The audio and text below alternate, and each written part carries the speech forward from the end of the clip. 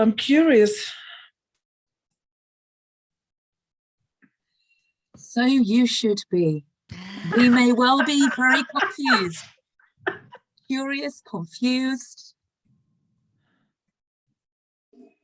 I can't hear you, Chanel. I said confused.com. That's what we need.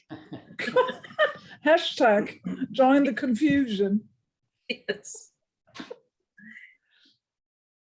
All right, guys, let's share the confusion. I'm looking forward to your confusions. What did you say, Sparkles? Co-creative confusion, TA. Yeah, co-creative confusion. Yeah, we had a really, really interesting discussion in our group. It was really nice. We sort of talked about kind of different starting points and different ideas about whether there is a difference and what the difference might be. And then I think we kind of came to a sort of a consensus or a general shared understanding with a little drawing, which was very fun.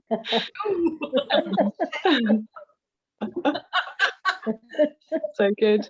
And interestingly, two of us, when we were thinking about what might represent the kind of the difference, we established that we did think there was a bit of a difference.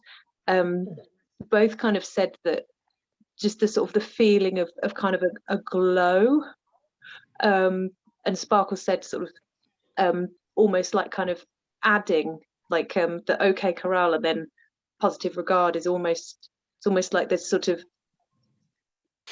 very connected to the OK Corral, but kind of something added, and that kind of that glow or sort of warmth with it. And yeah, Harple had some really, really interesting thoughts. Sparkles and glow. Yay! Yeah. Would you like to look at? Would you like to look at our metaphor? Yes, please. Here we go. Very excited for that. Okay. Right. Positive regard with the extra little glow of relational, you know, sort of felt sense in between. Lush. Beautiful. Nice. That's the same as ours, isn't it? Nice. Oh, is it? Wow.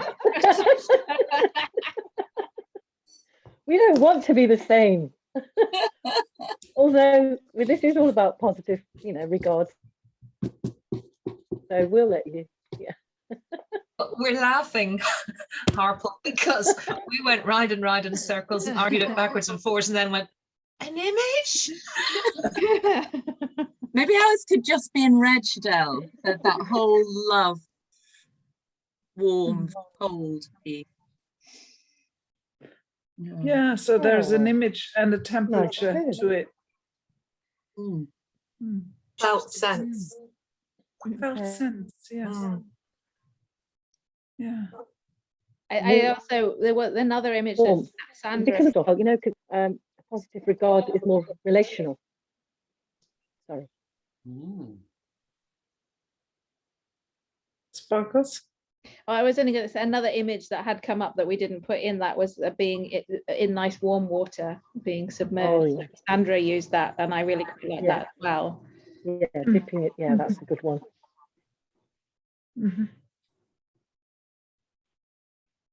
I think what oh, sorry. Oh, sorry. Carry on. I was only going to say I was a little bit resistant to it to start with, because I think I thought it was. I think I'm grasping that it's actually it's a concept that already sums up what we're doing with a new word, if that makes sense. So you've got the OK Corral, but there is this acceptance, it's the relationship, it's all of that in one term. That so it's not something new, it's a way of expressing it. That's how I've now started to see it, if that makes sense. Well, that's how it feels to me anyway. Okay.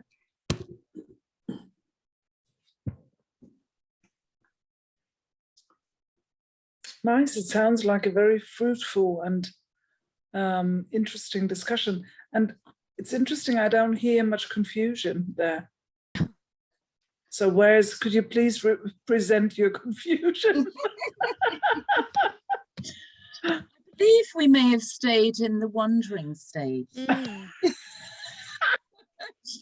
And stayed waiting and wondering rather than goal-oriented focus. Maybe that's more a longing than a reality. Did have a sense of the warmth of it, to be fair. We had a sense of the warmth of it, and we were looking at it from different aspects of TA and trying to see if things fit together in a different way. But we weren't as coherent and certainly not as artistic as our fellows in the other group. So nice one, everybody. But I think we enjoyed ourselves and it was really interesting. Absolutely. And we spent a lot of we spent time wondering around okayness and the okay crawl being a life position or life positions. And then something around the extra bit, so your bits on the outside. I think that's what we were trying to tease out.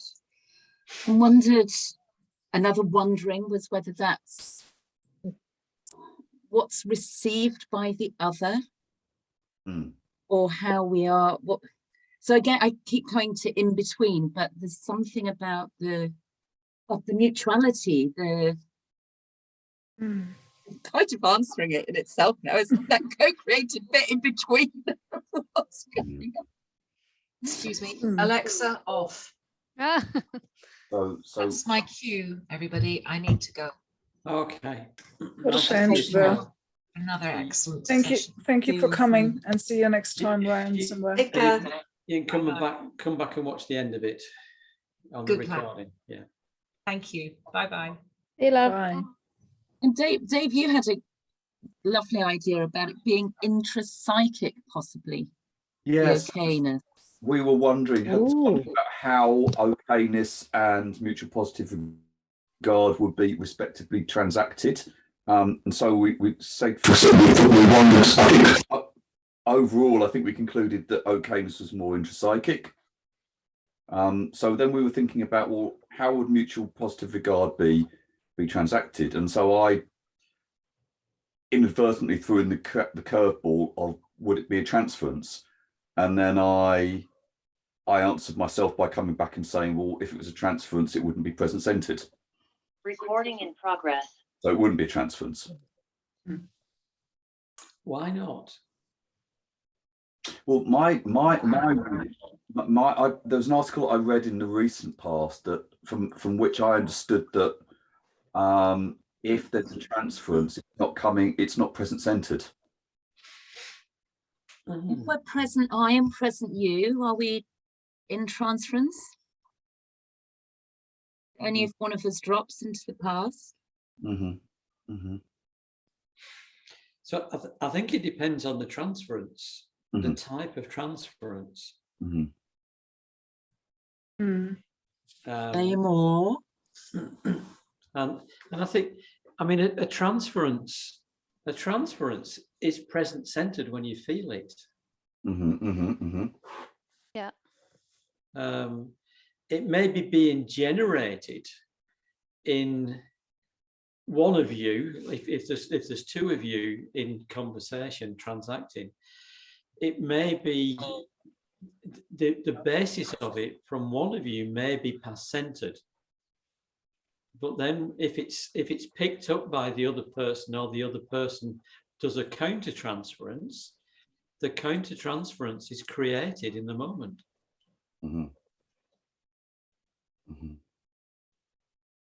And certainly if you've got if the transference is a concordant transference, then if you pick that up, you pick that up in the moment. It may be past centered for the other person, but the transference that you pick up and you experience is in the moment for you, because It's not a counter transference. It's not a projective transference. It's what you are picking up that they're feeling. And their feeling may be past centered, but it's present for you because it's just arrived and it's not yours. Wow. So, yeah. So when we project a transference do a projective transference onto somebody else, then for us it is archaic. Yeah. Yeah. So, I think it depends what you mean in terms of a transference. Thank you. That's a really helpful clarification, Paul. Thank you. So, can I tell a little story? Why do you ask? Oh, good contracting. Touche. Fire on. So my wife will often say to me, how are you today, Paul? And I'll say, I'm okay. And she says, oh, come on, you can't do that. I'm asking you how you are. And I'll say, I'm okay. So she then goes on and says, okay, so on a scale of 1 to 10, where are you? And I say, I'm a 5 because I'm okay.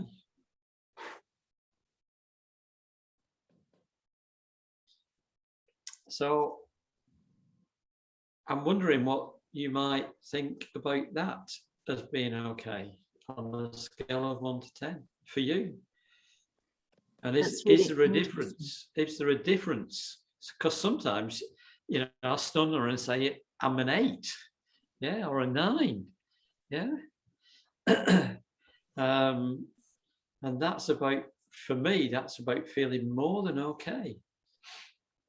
It's about so in our feeling... curiosity, we did touch on that slightly by talking about the role of subjectivity.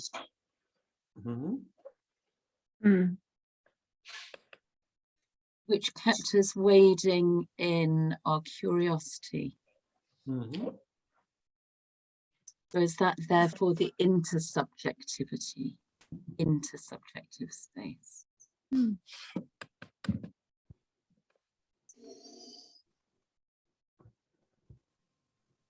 And if you think about Byrne talked about positive script, negative script, and benign script. So is a benign script okay? And a negative script's not okay, and a positive script's more than okay.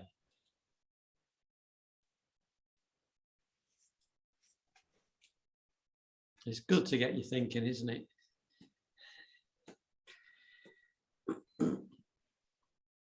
So where does positive regard come in a scale of 1 to 10?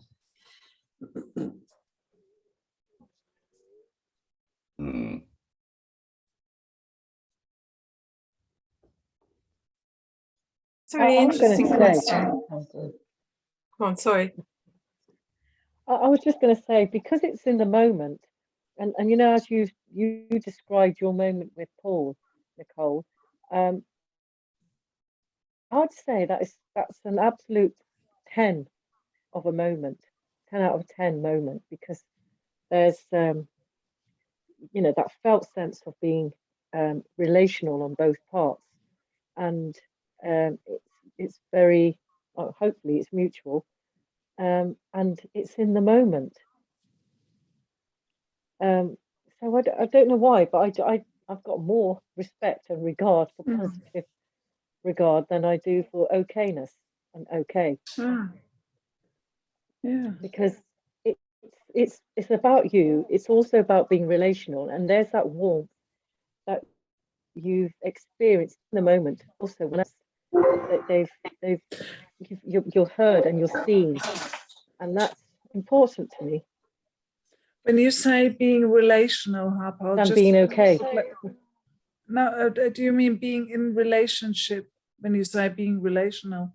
Just a clarification of word. Yeah, I don't know why that word comes up. But it, in that moment, when you positive regard, I suppose I am seeing it as a relationship, in a relation, which is why I'm saying when I showed you the diagram, the positive was in the middle. So we're still thinking about the TA element of it, but also with the warmth of the relational side.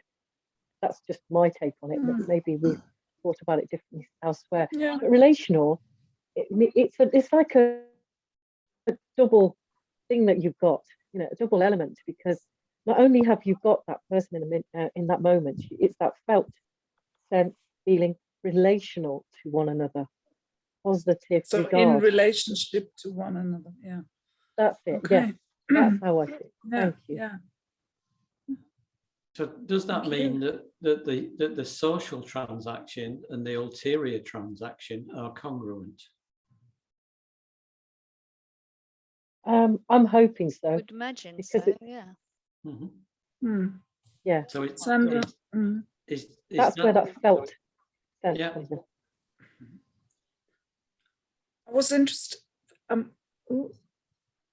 I was interested, Paul, in what Sandra wanted to say, because she. Yeah, go. I was thinking about, I don't know if this is right, or perhaps there's no right or wrong about it. I guess it's the debate, isn't it? That the okayness is something that I can have without another being there. And positive regard, my sense is it needs to be a co-created thing. I need another to get a sense of that. So one feels more of a solitary thing, and one thing's more of a shared created thing. Yeah. Which probably comes back to Dave's notion of okayness being more intrapsychic. Intrapsychic, yeah. Intrapsychic, yeah. Yeah, interesting. And as we followed that notion of intrapsychic and the life position, that then took us to our script.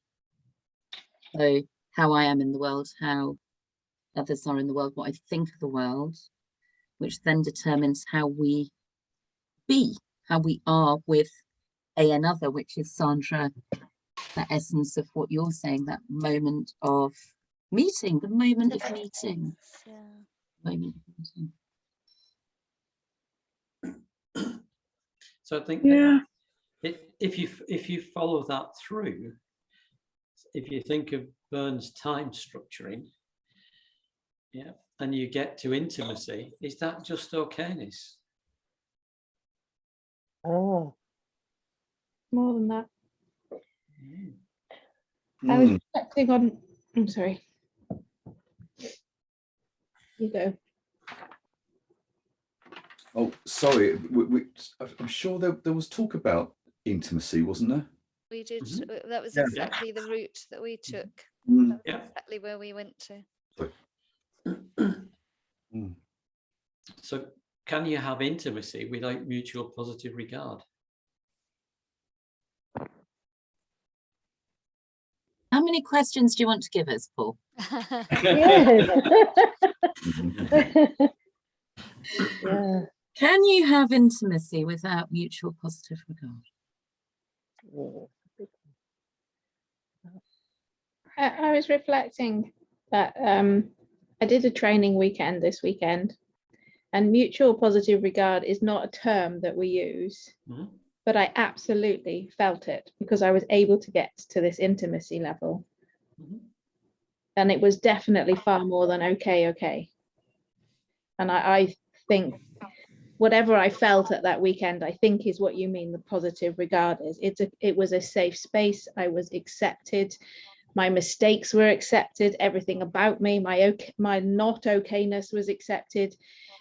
There was an invitation to be, and that's what I'm beginning to think that positive regard is, and therefore, no, I don't think you can get to intimacy without having those things. Okay, so then another question. Going back to Bern and his notion of autonomy, spontaneity and intimacy. Do two people both have to be autonomous to be displaying mutual positive regard?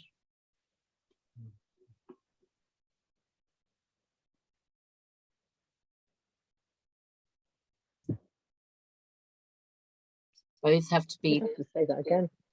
Yeah, well, both have to be intimate. Both have to have the capacity to be intimate for the mutuality. And does that require not just two autonomies, but a homonymy? Ooh. Ooh.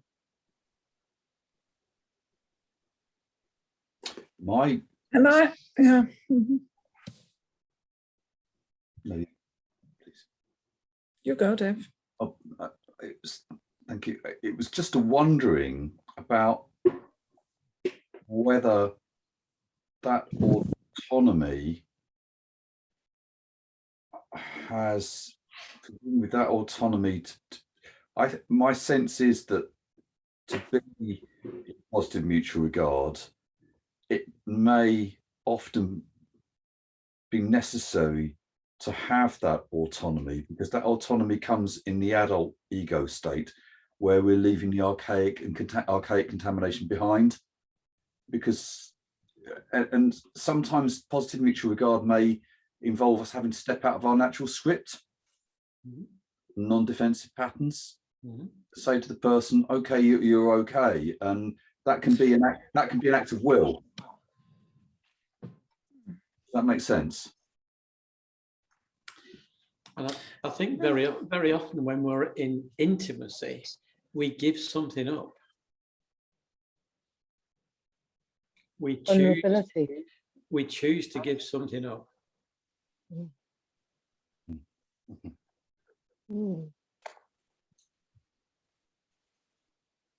Can you expand on that? Our defenses? Yeah. I think we give our defenses up, and we often do something, behave in a way that we don't normally behave. Maybe because we feel safer. Because we feel powerful. I don't know. I would like to expand that, and I'm mulling on the definition of autonomy, where there's one part missing, I think, and within autonomy there is the awareness and spontaneity. So autonomy doesn't say you're not getting in touch with archaic stuff, but you're aware of it and you can choose spontaneously what to do with it. So that's included in there. What's missing in autonomy, and there is one German author who added that, but I don't think it has ever been translated into English. So he said that we need the other, and that's more than intimacy. And I think that's where, for me at least, mutual positive regard comes in, which is more than intimacy, and it's an add-on to autonomy for me. And that then leads to homonymy, really, where in relationship, as you say, Harpo, and others as well, and Sandra, you said that as well, in relationship, you're able to be fully there with all that you bring, not only the script-free wonderful, beautiful, integrating adult, but you will possibly bring stuff that is triggered by something. And I think, Paul, you mentioned that in our preparation. I really loved it, and I might be. I hope it's not too early, and you're sitting on it waiting to throw it in. But I think positive regard is about intention. The intention with which I meet myself and the other. And that's, for me, or for us, I might say, different to okayness.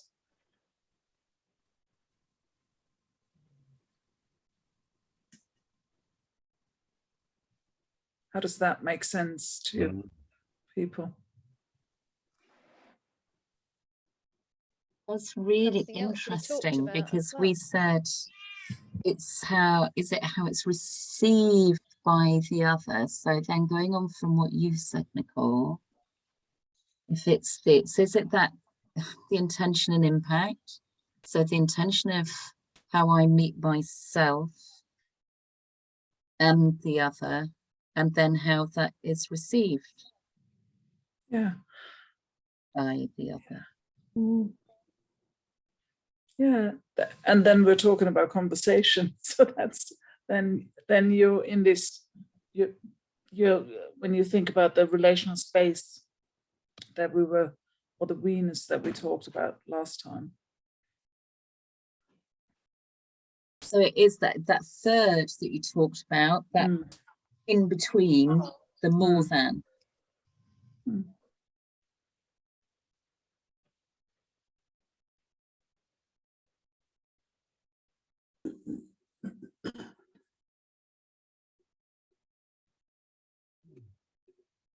If that intention is not met, That's a good or question. not received. Well, then you would be in a partial transferential transaction.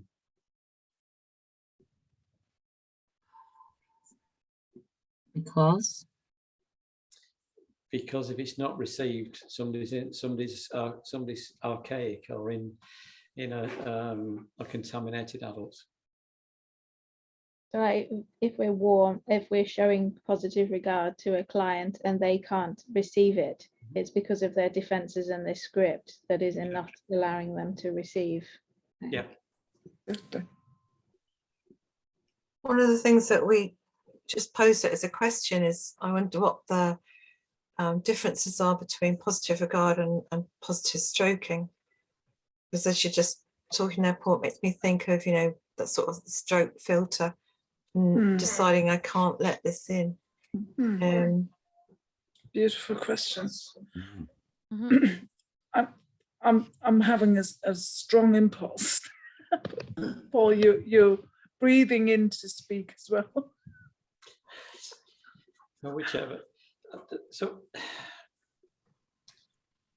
what was I going to say?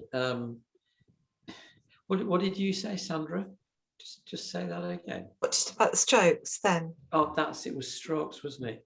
So I think it's whether the strokes are conscious or non-conscious.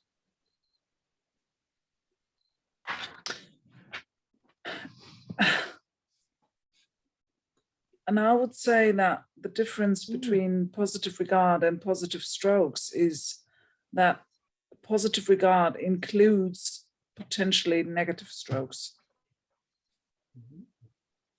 Wow. Can you say a bit more about that? So if I say to you, Sandra, I hear what you're saying and I disagree. Okay.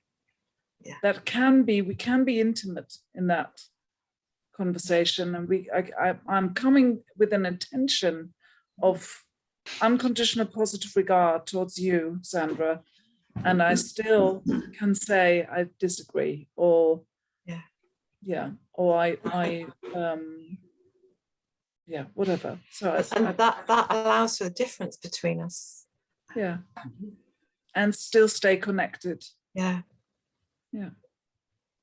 Makes me think of couple work about, you know, two people trying to manage their differences. Yeah. I like that. Thank you.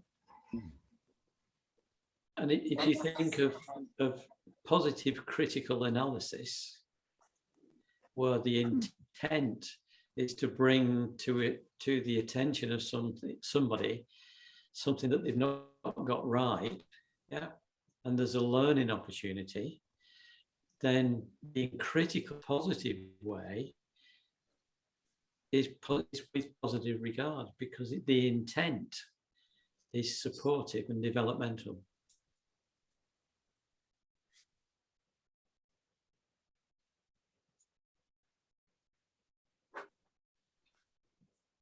Really important 3 words: still stay connected. Yeah.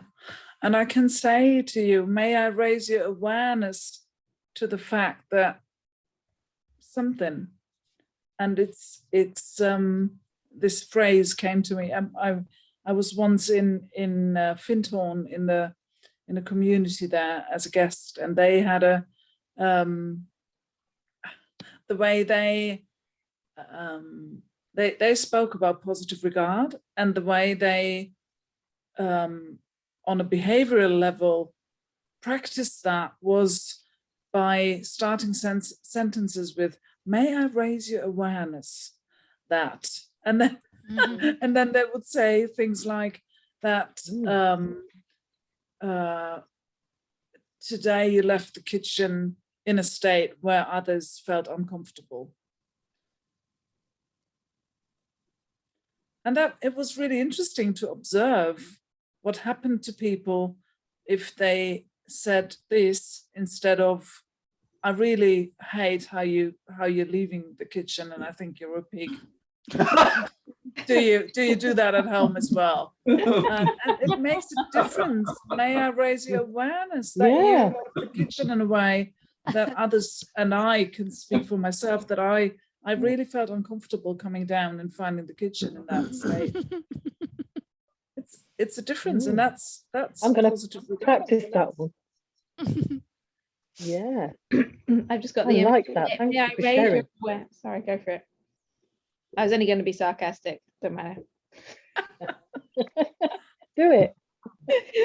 No, I was laughing at what you said, Nicole. I was like, may I raise your awareness that you're a complete pig? Yeah. I did do jokes like that, of course, but when they were serious in terms of practicing their positive regard, then this was very helpful for them to stay with them and be in contact, and it shows that positive regard is not necessarily positive stroking. It reminds me a little bit of non-violent communication as well. It's really non-violent. No aggression in there. Yeah. I was thinking that formulaic language is helpful, really, isn't it? It's because sometimes how do you start a conversation when you actually want to say something different? You've already, it's something difficult. There's already a start there. So that's quite handy in a way. So it's like, oh, right. Yeah. And you can also say, I need to say something to you that is difficult for me to speak out, showing your vulnerability, and then saying, I was disturbed by or something about what you did, said, or. Paul, I'd like to ask you a direct question around what you see the difference between Roger's unconditional positive regard and your mutual positive regard.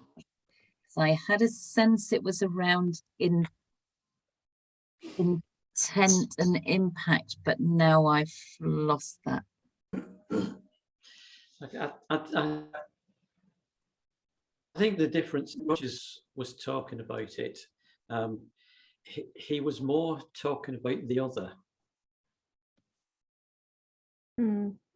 And when I certainly wrote the article, and for me, it's more than the other. It's about, we can often do that. We can often have positive regard of the other, and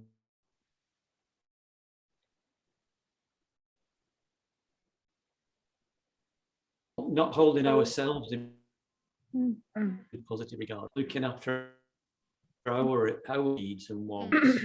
Yeah. So it's the mutuality. It's like a healthy symbiosis. Yeah. Nicole had respect for herself and her process in coming to you in that story, and That's then right. you had regard for her in your reaction.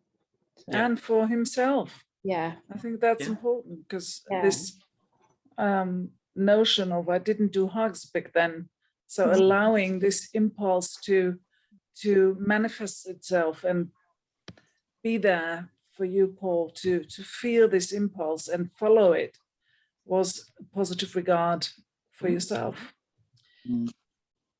And I got the sense that it was invited. Yeah. Well, you know, I love doing hugs. So for everybody in when we see each other in Milton Keynes, I love doing hugs, even in Corona times. But I didn't that then. Yeah, I know. I think I like what you said, Paul, because I remember doing a very brief introduction to person-centered counseling, and it felt like universal positive guard was something that you did to the client, or for the client. Yeah. Whereas this mutual one is like, I'm doing it for me as well, and it's our relationship, and it's that we in the middle. So it's more than just treating them with regard, isn't it? It's building that space in the middle that's about both of us and the relationship. And it implies reciprocity. You might have to remind me that, is that reciprocal? Is that what you mean? Yeah. So it invites two-way regard as well. I'm aware of time, and I would love to have a checkout round, as we did a checking in round.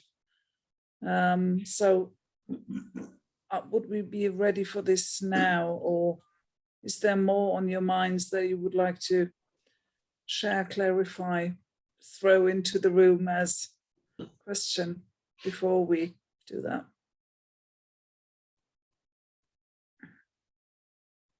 I need to leave bang on time, so I don't need anything else. I've loved it. I've really started to deepen my understanding of it completely. Oh, it kept you awake, Sparkles. You've not I know, I've got sleep. more alert as we've been going, because I was really sleepy at the beginning. I've got more and more alert, and I really do feel like I've suddenly a penny's dropped somewhere. Good. Nice. Thank you. And interesting to say somewhere. I've got that sense. There's something that's settling, but I'm not quite sure where. I think there's a lot of pennies to drop yet, but there's definitely a big one drop tonight. Sorry. Nice. I'd like to say thank you. I've really enjoyed today. I am absolutely shattered now. I feel like I've had so much to think about, and I'm very conscious, I hadn't noticed it before, how much I listen, and like the way I'm processing, I have to look away. So I hope that didn't come across as rude, but I've only just really noticed it today, that I'm sort of, when I'm really listening, I almost have to look away, because I don't know why. So yeah, I'm too shattered, and I feel like I've got so much to think about now. So I appreciate that, and thank you both very much. Well, thank you all very much. Thank you, Fran. I've really enjoyed it. I feel so stimulated. I'm up here somewhere. It's such a different experience participating instead of sitting on the side and watching more. So some really interesting post-session processing for me to do around that. Well done. You know, that I actually being here and being part of this, I've really enjoyed it. I feel it'll be hours and hours until I'm ready to sort of come down and start thinking about bedtime. I'm just really on a real high. So thank you. Thank you for that stimulation. Thank you, Sandra. And feel that, Sandra, and see it. Yes. I feel very buzzing. Thank you. Yeah. You see, you can do it, Sandra. Yeah. Yeah. It's about me. It's not about anybody else. It's, you know, it's about me allowing me to take the space. So thank you. Good stuff. That maybe links into my biggest takeaway, which was right at the beginning, Paul, when you, in complete honesty, said, and it's harder to give to yourself than to give to others. And that, although all the work around strokes and everything else, there's something about that that has really landed with me. It's something I can work and play with. So thanks for that. Welcome.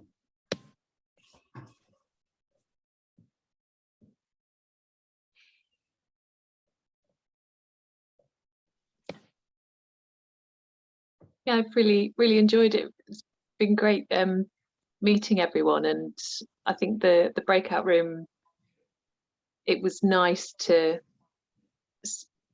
speak to a sort of smaller group and then come back. That was really nice, and yeah, definitely come to some more. Thank you very much. Thank you. Dave, do you want to check out? Yeah, thank you. I've really enjoyed today, and I'm thinking about it. This is probably the first time that I've been, other than Paul or Debbie, in an entirely different TA group in 10 or 11 years. So Wow. thank you very much, and thank you for making me feel welcome. Thank you. Thank you, Dave. Well, I've really enjoyed it a lot. It was really nice to hear Sandra's voice and her contribution. Yeah. Thank you. Yeah. You see, you had some competition tonight, Amy. I know, and you didn't put me on mute, Paul, which is brilliant. I've maybe got a new check-in though. I wonder if we could start off with, at the beginning, how many questions we're coming with and how many questions we're leaving with. Yeah. Because it's brilliant every time. Thank you all for joining in. It makes, you know, we can do this, but it becomes really good when you contribute. Yeah. Yeah, thank you.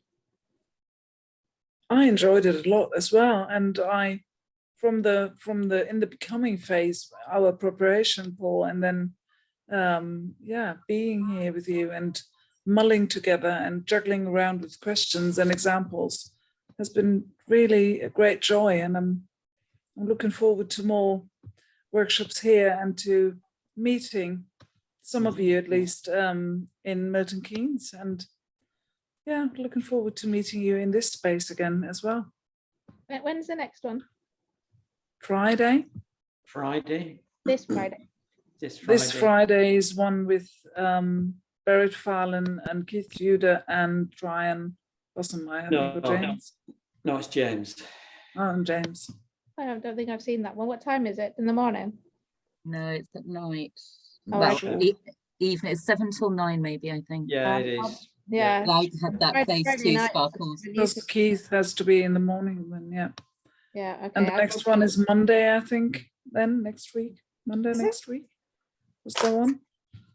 I'll have to check. I haven't Somebody seen. said they had one. Hang on.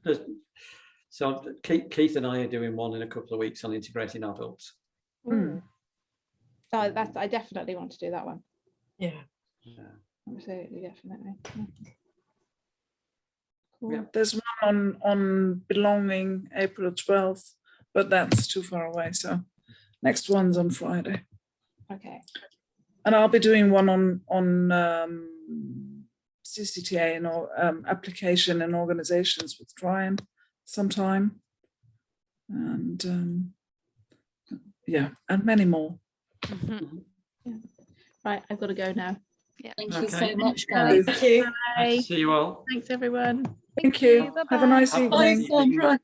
Bye. Bye, Sandra. Oh, thank you.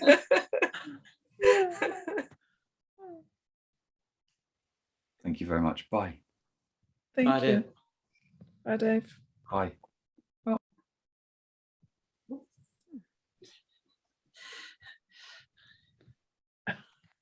Bye. Bye, Fran.